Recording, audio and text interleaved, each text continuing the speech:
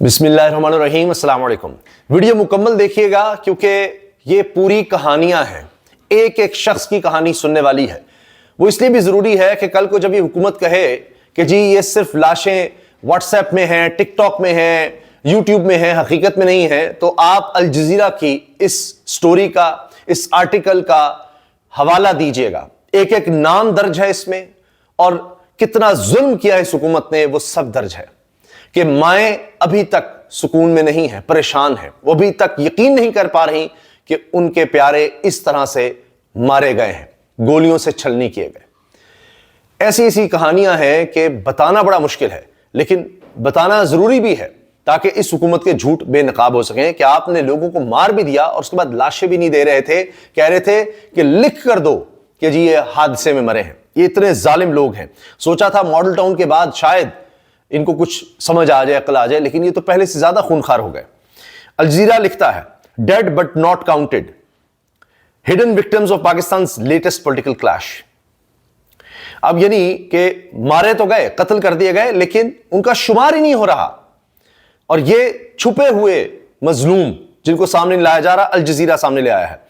اب یہاں پر تو میڈیا آپ کو پتہ ہی ہے کیا حال ہے، لیکن اس انٹرنیشنل میڈیا کے کیا کریں گے؟ Al Jazeera, B B C, Independent, Guardian, کوئی 17 لوگ کہہ رہا ہے، کوئی 10 سے زیادہ لوگ کہہ رہا ہے، تو اب ان کا کیا کریں گے؟ یہ تو قطر کا ہے الجزیرہ، تو کریں پھر ان سے بات۔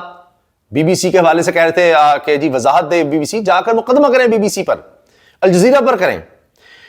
انیس شہزاد's death certificate says he died from a pelvic injury and gunshot wound۔ انیس شہزاد کو گولی لگی اور وہ اس طرح سے جاں بحق ہو گیا۔ اس کی ذرا تصویر بھی دیکھ لیجئے انیس شہزاد کی، یہ دیکھ لیجئے، یہ وہ نوجوان ہے، یہ بچہ۔ اس کی تصویر اس لیے بھی دیکھنا ضروری ہے کہ حکمرانوں کو شاید اس تصویر سے کوئی فرق نہیں پڑے گا۔ اس کی وجہ یہ ہے کہ وہ بے حس ہو چکے ہیں، بے ضمیر تو تھے ہی، بے حس بھی ہو گئے ہیں۔ ورنہ آپ دیکھیے کہ اس نوجوان کا چہرہ دیکھ کر انسان اس لیے دکھی ہو جاتا ہے کہ ابھی اس نے کتنی زندگی گزارنی تھی، اگر اس گولی نے اس کی زندگی نہ چھین لی ہوتی۔ کتنے خواب تھے اس کے پیاروں کو اس کے بارے میں کہ ایک لمبی زندگی گزارتا اور اپنے بزرگوں کے، بڑوں کے خواب پورے کرتا۔ اسی طرح ایک اور تصویر دیکھ لیجئے، یہ تصویر بھی دیکھیے، یہ شخص بھی اب اس دنیا میں نہیں ہے، یہ بھی اس کی آنکھوں میں، اس کے نوجوان چہرے پر ضرور دیکھیے۔ شاید اگر حکمران دیکھ رہے ہوں تو کسی کا ضمیر جاگ جائے اور وہ اس کو تسلیم کر لے، ورنہ تو رات کو نیند نہیں آ سکتی ان چہروں کو دیکھنے کے بعد کہ اتنا ظلم کر دیا ہے۔ یہ کس قدر سنگ دل لوگ ہیں کہ پتہ نہیں کس طرح سو جاتے ہیں۔ انیس شہزاد ہزاروں لوگوں کے ساتھ شریک تھا اسلام آباد 26 نومبر کو اس احتجاج میں۔ پھر وہاں پر جب پولیس کے ساتھ اور لوگوں کے درمیان جب یہ جھڑپیں شروع ہوئیں کہہ لیں، یا اس طرح سے پتھراؤ اور یہ سب کچھ ہوتا رہا، اس کے بعد وہاں پر فائرنگ ہو گئی اور صرف 20 سال کا یہ نوجوان انیس شہزاد وہاں پر مارا گیا۔ اب ہفتہ گزر گیا اور یہ کہا کہ جی یہ سب واقعہ ہو گیا ہے، تو پی ٹی آئی کی طرف سے کہا گیا کہ کئی دعوے ہوئے، سینکڑوں تک کے دعوے ہوئے، کچھ لوگوں نے کیے، لیکن جو کنفرم کیا چیئرمین گوہر علی خان نے، وہ نمبر تھا 12 کا۔ عطا تارڑ فیڈرل منسٹر ہیں، انہوں نے یہ لکھا ہے، لفظ لکھا ہوا ہے، یہ میں آپ کو دکھا دیتا ہوں، یہ لفظ، یہ الجزیرہ لکھ رہا ہے، میرا لفظ نہیں ہے۔ mocked that discrepancy، انہوں نے کہا کہ جی مذاق اڑایا نمبرز کا، کیونکہ ان کے لیے یہ ہندسے ہوں گے، لیکن آپ کے اور میرے لیے ہندسے نہیں ہونے چاہیے۔ یہ ایک ایک کہانی آپ نے سننی ہے۔ مجھے پتا ہے کہ یہ بڑا حوصلہ اور ہمت چاہیے، مگر یہ ضروری ہے۔ میں بھی بڑے حوصلہ اور ہمت سے آپ کو یہ سب بتا رہا ہوں۔ اس میں جناب آپ یہ دیکھیں کہ mocked that discrepancy in a message on social media platform X on Tuesday، منگل کو انہوں نے اس کا مذاق اڑایا۔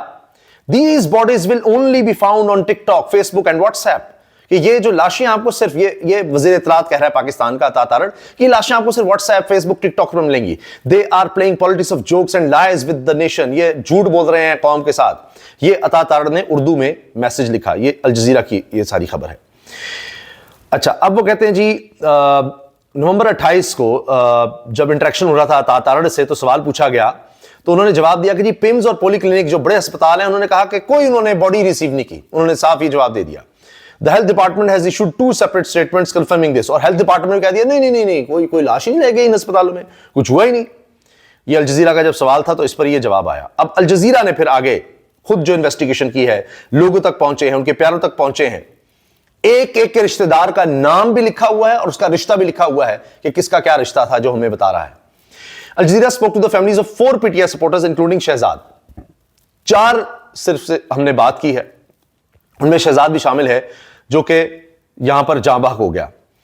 अच्छा, हमने तारड़ से भी बात की, अता तारड़ के अलावा इंटीरियर मिनिस्टर से भी, राणा सनाउल्लाह से भी उनका जवाब जानना चाहा, जो कि पॉलिटिकल एडवाइजर है प्राइम मिनिस्टर शहबाज शरीफ के, कि उनका भी इस बारे में पता लगे वो क्या कहते हैं. However no one in the authority responded, किसी ने भी इसका कोई जवाब ही नहीं दिया.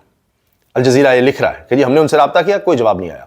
The PTI has now released the names of 12 supporters it says were killed between November 24 and 26 with at least 10 reportedly suffering bullet wounds.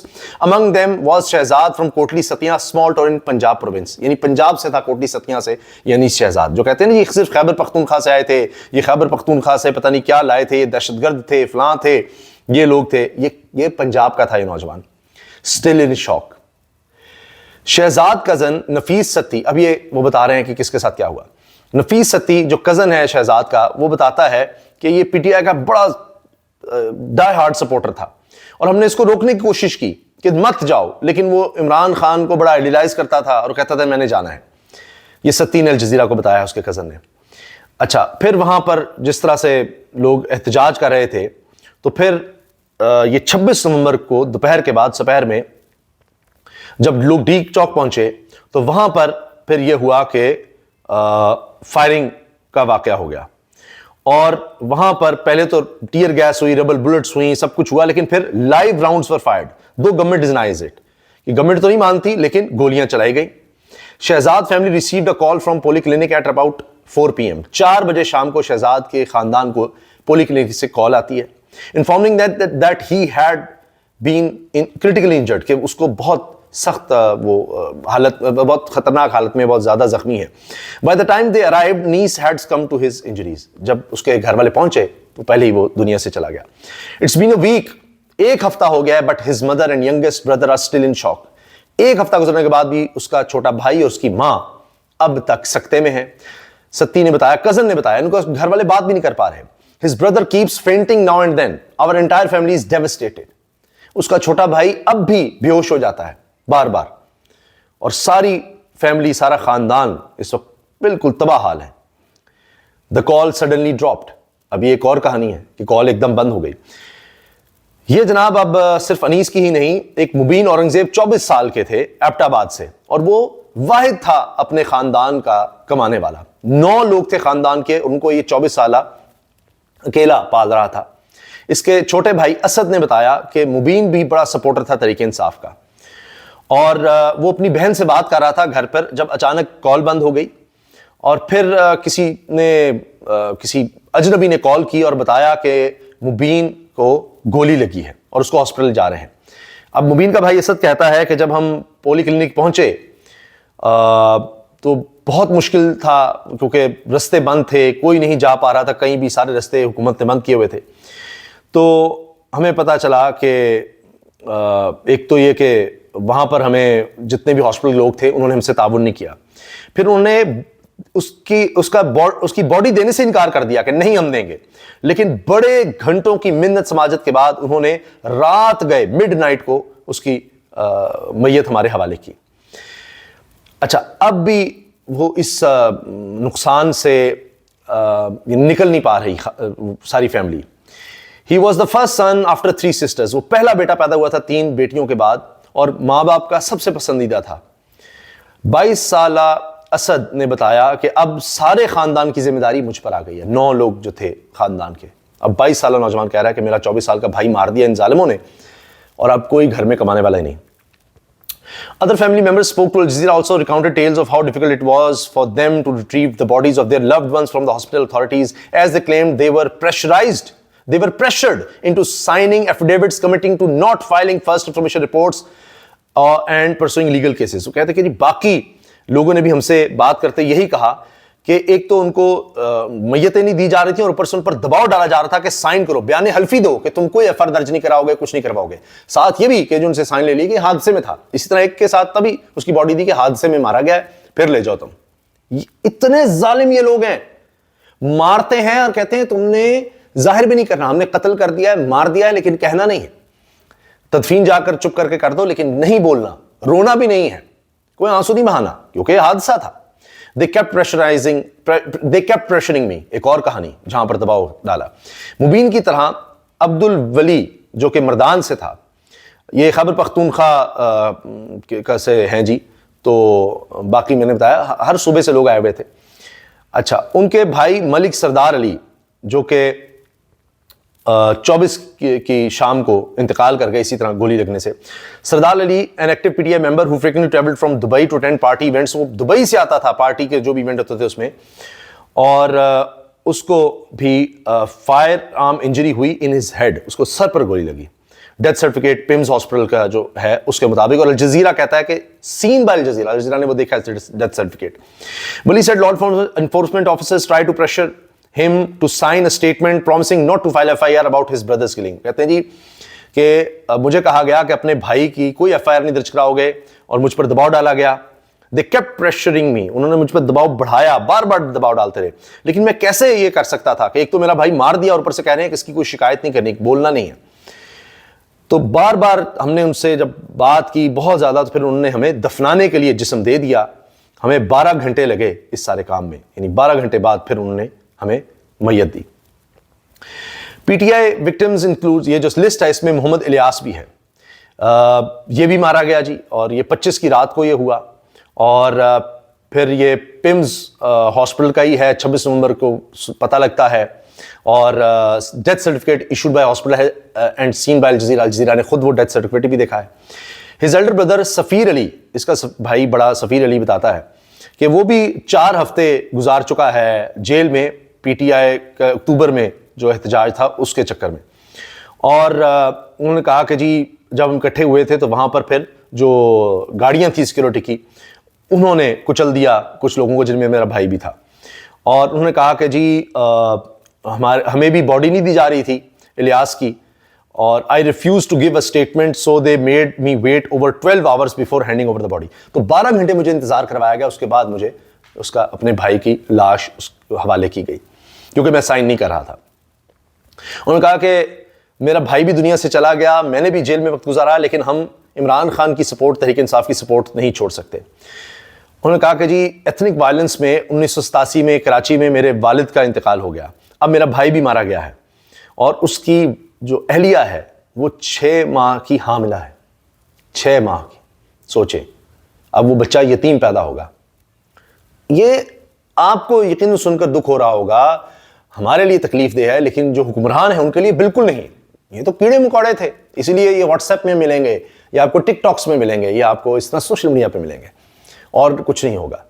Ishaq doctor صاحب کہتے ہیں ہم کیا کرتے ہیں جی، تو ہمیں تو روکنا تو تھا. مریم صاحبہ کہتی ہیں کہ جب آپ یہ کریں گے تو پھر کیا وہ آگے سے جواب نہیں آئے گا.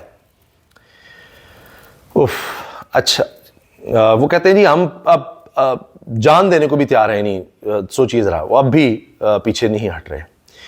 یہ آپ سوچئے کہ یہ کہانیاں ہیں جو سامنے آئی ہیں، اور اگر یہ صرف حکومت سمجھتی ہے کہ یہ صرف الجزیرہ اور صرف یہ باہر کے لوگ ہیں اور یہ کہہ رہے ہیں تو ہم ان کو کسی طرح سے ان کا مقابلہ کر لیں گے، نہیں. یہ پاکستان کے چینلز نہیں ہیں، نہ ان کو آپ لاپتہ کر سکیں گے، نہ ان کو اغوا کر سکیں گے. ان کا آپ کچھ نہیں بگاڑ سکتے، کیونکہ یہ طاقتور ہے، یہ زور میں ہے. جس طرح آپ طاقتور تھے، طاقت کے نشے میں آپ نے یہ کام کر دیا، تو ان کے پاس بھی انٹرنیشنل پاورز ہیں، اور ان کے ساتھ آپ یہ نہیں کر سکتے، اسی لیے آپ ان کو کوئی جواب ہی نہیں دیتے. اس سے پہلے حامد میر صاحب نے ہمت کی، مطیع اللہ جان صاحب نے ہمت کی، کچھ صحافیوں نے ہمت کی ہے، اور اسی طرح حامد میر صاحب نے تو وائس آف امریکہ کو انٹرویو دیا، اور یہ دیکھیے 29 لاکھ لوگ اس کو دیکھ چکے ہیں صرف 7 دن میں، اور شاید یہ ان کے سب سے زیادہ دیکھی جانی ویڈیوز میں سے ہے کہ ڈی چوک پر کیا ہوا. وہ کہتے ہیں جی میں وہاں موجود تھا، فائرنگ بھی ہوئی ہے، لوگ زخمی بھی ہوئے ہیں، میں نے دیکھا ہے. اسی طرح انڈیپینڈنٹ پہ خبر آ گئی کہ 10 سے زیادہ لوگوں کے ثبوت ان کے پاس ہیں. پھر بی بی سی نے بھی یہ شائع کیا، اس میں انہوں نے بتایا کہ جی ڈیتھ سرٹیفکیٹ ہمارے پاس ہیں، ہمارے پاس ڈاکومنٹس ہیں، سب کچھ ہے۔ اچھا، ان کے ساتھ ساتھ اب بی بی سی کو ایک خط بھی لکھا گیا تھا کہ جی آپ اس سٹوری کو چینج کریں، انہوں نے نہیں کیا۔ گارڈین نے 17 لوگوں کا کہا کہ جی 17 لوگ مارے گئے ہیں، تو اور جیو نے 3 لوگوں کا کہا کہ، اور یہ چھاپے بھی انہوں نے کہ ہمارے پاس ان کے ڈیتھ سرٹیفکیٹ موجود ہیں جس میں پتہ لگ رہا ہے کہ ان لوگوں کو گولیاں مار کر قتل کیا گیا ہے۔ یہ ہے جناب کہانی، اور یہ تصویر دیکھ لیجئے عطا تارڑ کی، اور جیو کا لوگو بھی نظر آ رہا ہے، ان کا فیکٹ چیک بھی کہ یہ صاحب جھوٹ بولتے ہیں۔ یہ جیو کا ہے، آپ دیکھ سکتے ہیں، اور ان کے فیکٹ چیک میں یہ موجود ہے۔ اللہ تعالیٰ جو لوگ دنیا سے چلے گئے ان کی مغفرت فرمائے، اور ان کے لواحقین کو صبر عطا کرے، اور جو ظالم ہے، جس نے یہ ظلم کیا ہے، جو بھی اس میں شامل ہے، وہ اس دنیا میں بھی سزا پائے، اگلے جہان میں تو ہے ہی ہے، تاکہ آئندہ کچھ اس طرح کا کرنے کا سوچ نہ سکے جو بھی ظالم ہے۔ اللہ حافظ۔